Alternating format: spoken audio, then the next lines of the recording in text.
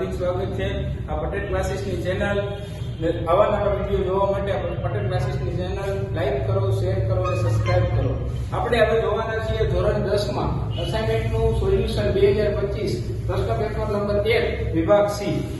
વિભાગ સી માં ટોટલ 9 દાખલાઓ છે. 9 માંથી કોઈ પણ 6 દાખલાઓ આપણે લખવાના છે અને દરેક દાખલાના માર્ક છે 3. એટલે આપણો વિભાગ થી 18 માર્કનો ક્લિયર છે. સરળ અને સમજૂતી માટે પટેલ ક્લાસીસની ચેનલને જોતા જો લાઈક કરો, શેર કરો અને સબસ્ક્રાઇબ કરવાનું ભૂલતા નહીં. હવે જોઈએ આપણે દાખલા નંબર વિભાગ સી નો દાખલા નંબર 1 એટલે કે દાખલા નંબર 38. 38 નો દાખલો ગણવા માટે આદેશની રીતે જ આવશે. બોર્ડના પેપરમાં આપણે આ દાખલો આદેશની રીતે ગણવાનો છે. આદેશની રીતે ગણવા માટે ટોટલ આપણા દાખલાની અંદર બે સમીકરણો આપેલા છે. એમાંથી પહેલું સમીકરણ 2x 3y 11. આને નામ આપી દો સમીકરણ નંબર 1. બીજું સમીકરણ આપણે આપેલું છે 2x 4y. 2x 4y બરાબર -24. આ દાખલાનો ઉકેલ આપણે આદેશની રીતે મેળવવાનો છે. આદેશની રીત આપણે આપણી ભાષામાં કહેતા હોય તો એવું થાય કે આદેશ કે આપણે કોઈ પણ વાત કરતા હોય અથવા તો કોઈ પણ ને કંઈક વસ્તુ કહેવી હોય તો આદેશ કરવાનો છે. અહીંયા કોનો આદેશ કરવાનો છે તો કે સમીકરણનો. કયા સમીકરણનો આદેશ કરવાનો છે તો કે સમીકરણ નંબર 1 નો. સમીકરણ નંબર 1 ને લઈ લઈએ તો કે 2x 3y 11. આમાંથી આદેશ કરવાનો છે x ને. x ને સૂત્રનો કર્તા બનાવવા માટે +3y, સામે બાજુ જઈ તો -3y. x ની સાથે 2 તો ગુણાકારમાં છે. x ને સૂત્રનો કર્તા બનાવવા માટે ગુણાકારમાં 2 છે, સામે બાજુ જશે તો ભાગાકારમાં. તો આવું થશે x 11 - 3y ના છેદમાં 2. આને હું કહી દઉં સમીકરણ નંબર 3. સમીકરણ નંબર 1 સમીકરણ નંબર 3 નો આદેશ કર્યો. આ સમીકરણ નંબર 3 ને ક્યાં મૂકશું તો કે સમીકરણ નંબર 2 ની અંદર. જ્યાં તમને x દેખાય સમીકરણ નંબર 2 માં ત્યાં આપણે સમીકરણ નંબર 3 ની કિંમત મૂકશું. તો અહીંયા લખશું પહેલા તો કે સમીકરણ નંબર 3 ની કિંમત સમીકરણ નંબર 2 માં જ્યાં x દેખાય ત્યાં આપણે મૂકી દઈએ 11 - 3y 2. તો કે 2 11 - 3y ના છેદમાં 2 -4y -24. હવે આનું સાદુરૂપ આપવા માટે અહીંયા 2 કેન્સલ થશે. આપણી પાસે વધ્યું 11 - 3y -4y બરાબર -24. -3y -4y એટલે થશે -7y બરાબર -24. આમાંથી y ની કિંમત શોધવા માટે -24 ને બરાબર ની આ બાજુ લ્યો તો શું થશે +24. -7y ને સામે જવા દો તો +7. 7y બરાબર 24 + 11 એટલે જવાબ આપવો આવશે 35. આમાંથી y ની કિંમત શોધવા માટે 7 ગુણાકારમાં, સામે બાજુ જાય તો ભાગાકારમાં. 7 × 5 = 35. કેન્સલ કરી નાખશો તો y ની કિંમત આપણે મળી ગઈ. કેટલી મળી? 5. આ y ની કિંમત ક્યાં મૂકશું તો કે સમીકરણ નંબર 3. x બરાબર 11 - 3y ના છેદમાં 2. 11 - 3 y ની કિંમત મૂકશું 5 છેદમાં 2. 11 - 5 ગુણાકાર 3 કેટલા થશે? 15. 11 માંથી 15 બાદ કરીએ એટલે -4 છેદમાં 2. -4 / 2 એટલે જવાબ આવશે -2. આ મળી ગઈ આપણે x ની કિંમત. મિત્રો અહીંયા આપણે x અને y ની કિંમત મળી ગઈ. હવે આ દાખલો આપણો સાચો છે કે ખોટો એ ચેક કરવા માટે હવે જોવાનું છે કે આપણો દાખલો કેવી રીતે ખોટો કે કેવી રીતે સાચો છે. આ x ની અને y ની કિંમત આ બે માંથી કોઈ પણ એક સમીકરણમાં મૂકશું. જો સમીકરણનું સમાધાન થાય તો આપણો દાખલો કેવો છે? સાચો. નહીંતર ખોટો. x ની કિંમત મૂકીએ -2. અહીંયા -2 મૂકીએ તો કે -2 + 3. y ની કિંમત મૂકશું 5. જવાબ આ બધાયનો જવાબ આવવો જોઈએ કેટલો? 11. તો આપણો દાખલો કેવો છે? સાચો. 2 ગુણાકાર -2 એટલે જવાબ પાસે -4. 5 ગુણાકાર 3 એટલે 15. -4 + 15 15 - 4 એટલે 11. એટલે મોટા પદની નિશાની 11 બરાબરની આ બાજુ 11 આપેલા છે. એનાથી આપણે ખબર પડી ગઈ કે આપણા બે જવાબ કેવા છે? સાચા. આના પછીનો બીજો દાખલો જોવાનો છે આપણે લોકની રીત. હવે આપણે જોવાનું છે દાખલા નંબર 39 વિભાગ સી માં કોઈ પણ 6 દાખલા લખવાના છે. આપણે એક દાખલો જોઈ લો. હવે જોઈએ દાખલા નંબર બીજો, દાખલા નંબર 39. દાખલા નંબર 38 હતો એ આદેશની રીત હતો. હવે છે દાખલા નંબર 39 એ છે લોકની રીત. જેવી રીતે આદેશની રીતમાં બે સમીકરણ આપેલા હોય એવી જ રીતે લોકની રીતમાં બે સમીકરણ આપેલા છે અને બે સમીકરણનો ઉકેલ મેળવવાનો છે એટલે કે x અને y ની કિંમત શોધવાની છે. પહેલું સમીકરણ એમાંથી આપેલું છે 3x 5y -4 બરાબર 0 અને બીજું સમીકરણ તમને આપેલું છે 9x બરાબર 2y પ્લસ 7. આવા બે સમીકરણો તમને આપેલા છે અને સમીકરણોને લોકની રીતે ઉકેલવાના છે. લોકનો મતલબ થાય દૂર કરવું. કોને દૂર કરવાના છે તો કે x અને y માંથી કોઈ પણ એકને દૂર કરવાના છે.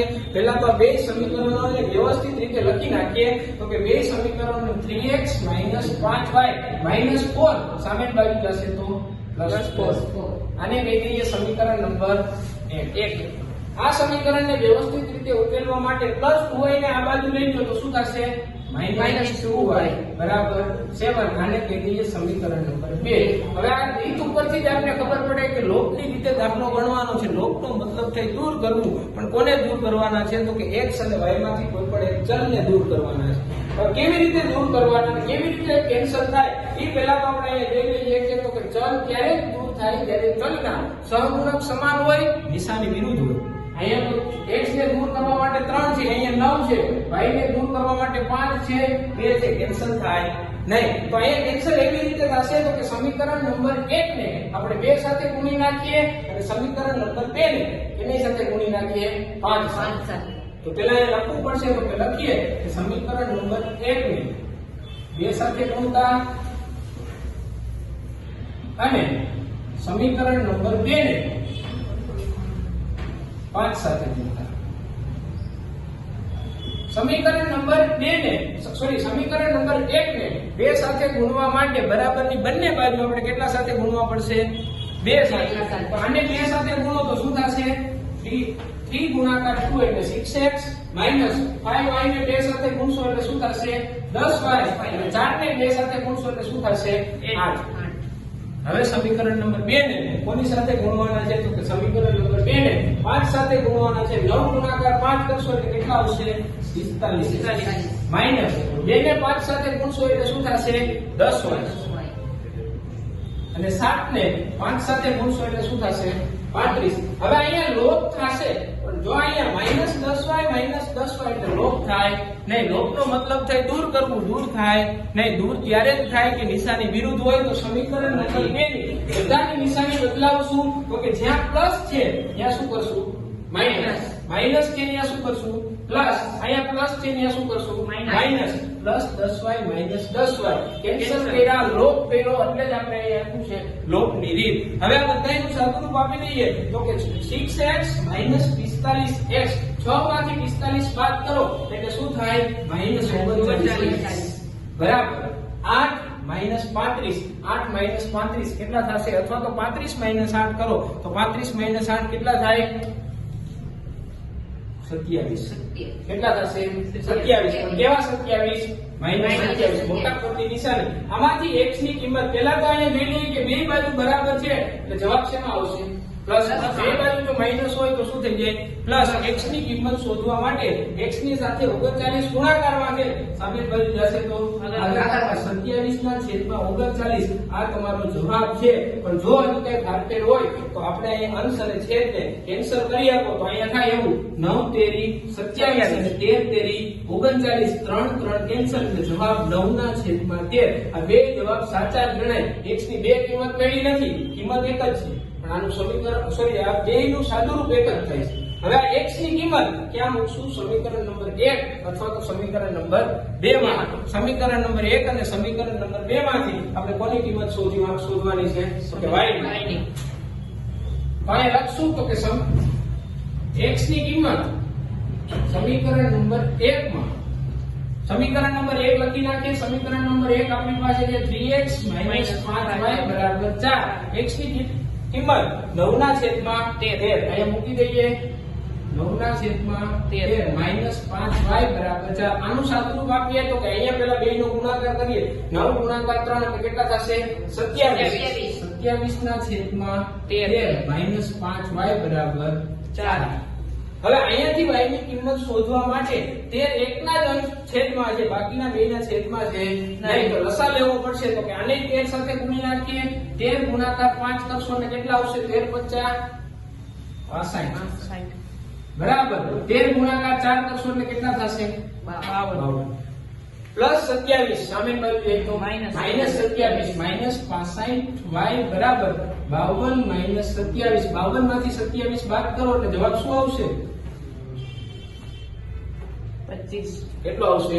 25. પણ કેવા 25? સોરી પ્લસ જ આવશે. -65 સામે બાજુ એક તો +65 y બરાબર 25 ના છેદમાં -65. અહીંયા y બરાબર હવે કેન્સલ કરો. 25 અને 65 ને કેન્સલ કરવા માટે શું કરવું પડશે? તો કે 5 ગુણાકાર 5 અને અહીંયા 13 × 65 5 5 કેન્સલ અને 5 ના છેદમાં 13 પણ કેવા માઈનસ. અહીંયા આપણે x અને y ની કિંમત મળી ગઈ અને આપણે આ જોઈ લીધી લોપની રીત. હવે આપણે જોવાનો છે દાખલા નંબર 40. દાખલા નંબર 40 થી સમાંતર શ્રેણીનો દાખલો છે અને ધોરણ 10 ની અંદર આ ચેપ્ટર બહુ જ મહત્વનું છે. 40મો દાખલો એવો છે કે 7 વડે પ્રથમ 40 ધન પૂર્ણાંક સંખ્યાનો સરવાળો. 7 વડે પ્રથમ પણ 7 વડે વિભાજ્ય 40 ધન પૂર્ણાંક સંખ્યાનો સરવાળો. એટલે પહેલા તો 7 વડે વિભાજ્ય સંખ્યાઓ કઈ કઈ છે? તો કે પહેલી સંખ્યા કઈ આવશે? 7. બીજી સંખ્યા કઈ આવશે? 14. ત્રીજી સંખ્યા કઈ આવશે? 21. હવે 40 સંખ્યાઓ લખવાની, 40 સંખ્યાઓનો સરવાળો કરવાનો છે, પણ 40 સંખ્યાઓ લખવાની જરૂર છે નહીં. 40 ધન પૂર્ણાંક સંખ્યાનો સરવાળો કરવા માટે આપણે સમાંતર શ્રેણીની અંદર બે સૂત્રો જોયા હતા. એક પદ શોધવાનું સૂત્ર અને બીજું સમાંતર શ્રેણીના સરવાળા શોધવા માટેનું સૂત્ર. પહેલું તે પદ શોધવા માટેના સૂત્રની આ દાખલાની અંદર કઈ જરૂર છે નહીં. આની અંદર આપણે સૂત્ર મૂકી દઈએ કે n ના છેદમાં 2 કૌંસમાં 2a + n - 1 * t. હવે આ સૂત્રને જોઈ લઈએ કે આમાંથી કોની કોની જરૂર છે. તો કે a બરાબર તો પ્રથમ પદ તો આપણે આપેલા છે. કેટલા આપ્યા છે? 7. હવે જરૂર પડશે d. d એટલે ડિફરન્સ. ડિફરન્સ નું ગુજરાતી થાય તફાવત. તો તફાવત કેમ મળશે? તો કે બીજા પદમાંથી પહેલું પદ બાદ કરીએ. બીજું પદ કયું છે? 14. પહેલું પદ કયું છે? 7. 14 માંથી 7 માઈનસ કરીએ એટલે d ની વેલ્યુ મળી ગઈ. કેટલી મળી ગઈ? 7. હજી બાકી છે n. n એટલે ટોટલ સંખ્યા. ટોટલ કેટલી સંખ્યાનો સરવાળો કરવાનો છે? તો કે 40 સંખ્યાનો સરવાળો કરવાનો. એટલે n બરાબર કેટલા મૂકશું? 40 મૂકી દઈએ. તો કે Sn બરાબર n ના છેદમાં 2. n ની કિંમત તો કેટલી મૂકવાની છે? 40. 40 ના છેદમાં 2 2 a. એની વેલ્યુ કેટલી મૂકશું? 7 પ્લસ n બરાબર કેટલા? 40. 40 - 1 તફાવત કેટલો મૂકશું? 7. 40 ભાગાકાર 2 એટલે જવાબ શું આવશે? 20. 7 ગુણાકાર 2 એટલે શું થશે? 14 પ્લસ 40 - 1 એટલે 39. 39 ગુણાકાર 7 થશે કે નહીં? હવે આનું સાદુરૂપ આપી દઈએ. તો કે 20 કૌંસમાં 14 39 ગુણાકાર 7 કરીએ એટલે જવાબ શું આવશે? 273. 39 ગુણાકાર 7 કરશું એટલે જવાબ શું આવશે? 273. 273 પ્લસ 14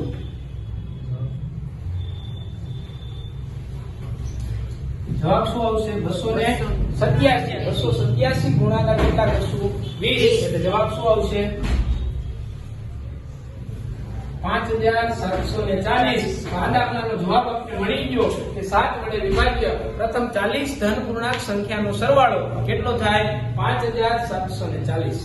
હવે આપણે જોવાનું છે વિભાગ C નો દાખલા નંબર 4 એટલે કે દાખલા નંબર 41. દાખલા નંબર 41 કે ચેપ્ટર નંબર 7 નો દાખલો છે. AB વર્તુળનો વ્યાસ છે. પહેલા આપણે અહીં આખી આકૃતિ દોરી નાખી છે. તો કે વર્તુળ છે, વર્તુળનો વ્યાસ, વર્તુળના વ્યાસને નામ આપી દીધું છે AB. એ બિંદુના યામ તમને આપ્યા નથી. B બિંદુના યામ આપ્યા છે. કેટલા આપ્યા છે? 1 અને 4. આગળ આપણે એવું કીધું છે કે વર્તુળનું કેન્દ્ર 2 અને -3. વર્તુળનું કેન્દ્ર તમને આપી દીધું છે 2 અને -3. તો બિંદુ A ના યામ શોધો. આ દાખલો છે ઘણી બધી રીતે થાય. પહેલા તો વિભાજનના સૂત્રની મદદથી થાય, પણ આપણે એ રીતેથી ગણવાનું છે નહીં. તો કે વર્તુળનું કેન્દ્ર છે આખા રેખાખંડનું મધ્ય બિંદુ કહેવાય. તો મધ્ય બિંદુની કિંમત મૂકી અને આ દાખલો ગણી નાખીએ તો પહેલા તો આપણે મધ્ય બિંદુના યામ શોધવા માટેનું સૂત્ર ખબર હોવી જોઈએ. મધ્ય બિંદુના યામ શોધવા માટેનું સૂત્ર થશે x y બરાબર કૌંસમાં x1 પ્લસ x2 ના છેદમાં 2 અને y1 પ્લસ y2 ના છેદમાં 2 આ બધી વસ્તુ આપણે રકમની અંદર આપેલી છે પણ એ બિંદુના જે યામ શોધવાના છે એટલે કે x અને y આની રકમ આપણે આપેલી છે નહીં, એની કિંમત તો શોધવાની છે. તો અહીંયા મૂકી દઈએ. આ તો આપણો જવાબ છે કે x અને y ની વેલ્યુ તો આપણે રકમમાં જ આપી છે. કેટલી આપી છે? 2 અને -3. આને કહી દો x1, આને કહી દો y1, x2 અને y2 બધાની કિંમતો મૂકી દઈએ તો કે x1 બરાબર તો કેટલા મૂકશું? x2 બરાબર કેટલા મૂકશું? 1 એના છેદમાં 2. y1 કેટલા મૂકશું? y અને y2 કેટલા મૂકશું? 4 ના છેદમાં 2. તો આટલી વસ્તુ આપણે ખબર પડી જાય. હવે આપણે ખબર છે કે કૌંસની અંદરથી પહેલો યામ છે એ x યામ છે, બીજો યામ છે એ y યામ છે. આ બેયને એકબીજા સાથે સરખાવી દઈએ તો કે x + 1 ને 1 ના છેદમાં 2 ને કોની સાથે સરખાવી દઈએ? 2 સાથે. અને y + 4 ના છેદમાં 2 ને કોની સાથે સરખાવી દઈએ? -3 સાથે. બંનેને સરખાવી દઈએ એટલે આપણે x અને y ની કિંમત મળી જાય કે બિંદુ 2 ના યામ મળી જાય. તો કે 2 બરાબર x + 1 ના છેદમાં 2.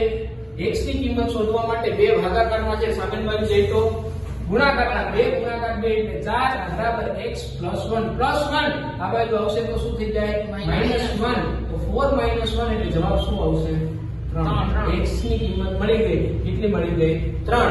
y ની કિંમત શોધવા માટે y બિંદુને સરખાવી દઈએ તો કે -3 બરાબર y + 4 ના છેદમાં 2. -3 ગુણાકાર 2 એટલે જવાબ શું થશે? 6 બરાબર y + 4 +4 આ બાજુ આવશે તો -4 -6 -4 જવાબ શું થશે?